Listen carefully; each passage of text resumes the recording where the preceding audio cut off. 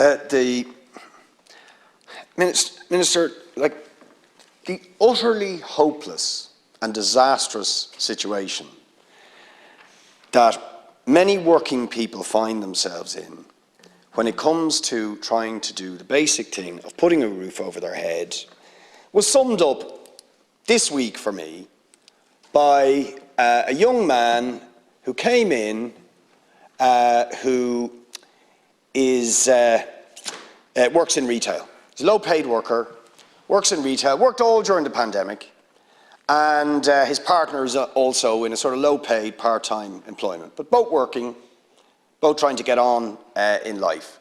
And they came in to tell me that both of them were being removed from the housing list because they had gone over the income threshold. The combined income going very, very slightly over €35,000 net. Off the housing list, 11 years waiting. 11 years waiting. Now, I just want the Minister to think about this.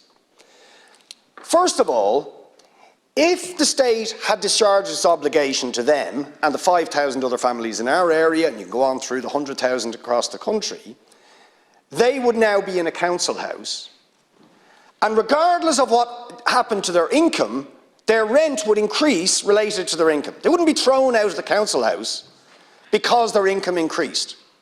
But ironically, because they don't have a home, because the state failed in its duty for 11 years to provide them with a home to which they were entitled, now that their income has risen, they are flung off the list. Now, do you get the injustice of that? In addition to that, I got another text this week, to a case I've raised 3 times in here, of a young woman who's also been thrown off the list. She's working for CPL, but actually working for a government agency, TUSLA, with very vulnerable children, worked all the way during the pandemic. She is in homeless accommodation with her daughter, and she's been thrown off the housing list. And by the way, when you get thrown off the housing list, you don't get HAP anymore. Now, in my area, when that happens to you, you are told to go out and find private rented accommodation. And the average rents that are being charged in my area now are €2,200. Just go on Daft, look for an apartment in my area, 2,200. Even if they were entitled to HAP, which now they're not, right?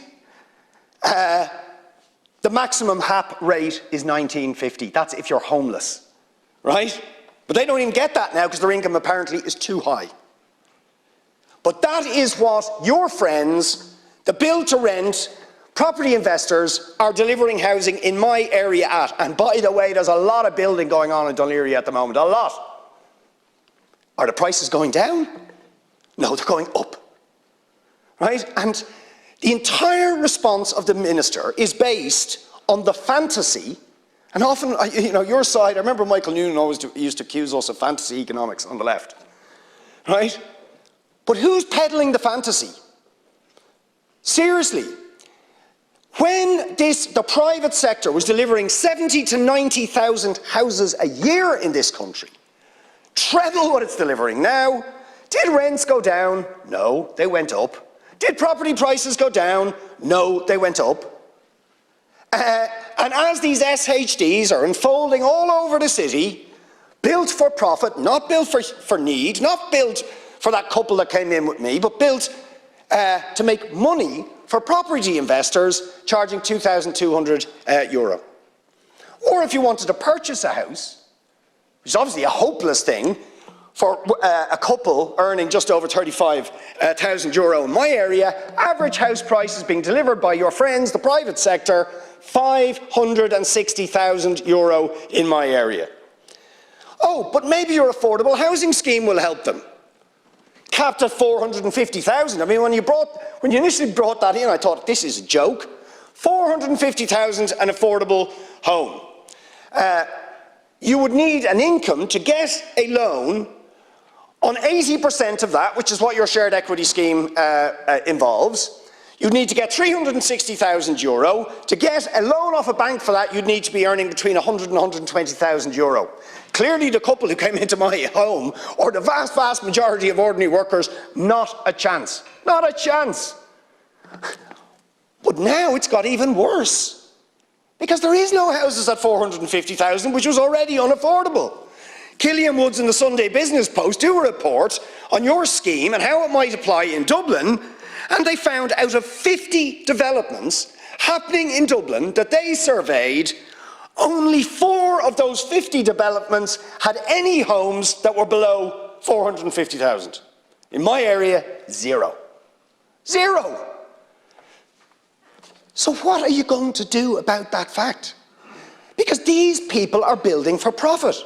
I missed the debate last night in Clareburn, but I'm glad we're finally debating socialism, even if it's a load of people, attacking the socialists. But at least we're debating it, right? Do you know what socialism means? Socialism means housing for need.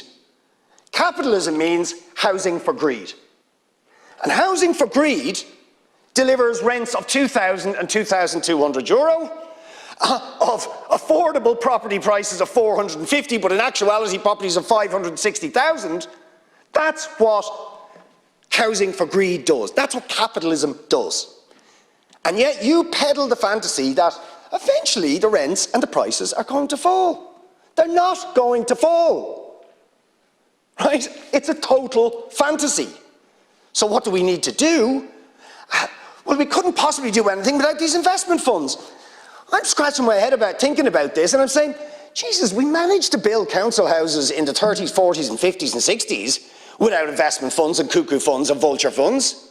How do we manage it then? But we did. But now you're telling us, no, we can't possibly do it without them.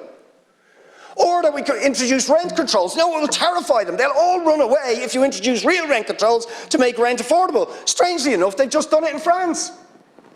A transition year student who was doing her placement in my office this week found that out for me. Maybe you should look into it. Introduce rent controls where they're going to set maximum rents on a district by district basis. You can only charge a certain amount for a property of such size. Why can't we do that? They're not, all the property investors having to run away from France. I'll leave it at that. But honestly, Minister, your arguments are threadbare and your policy is failing disastrously. Barry, please.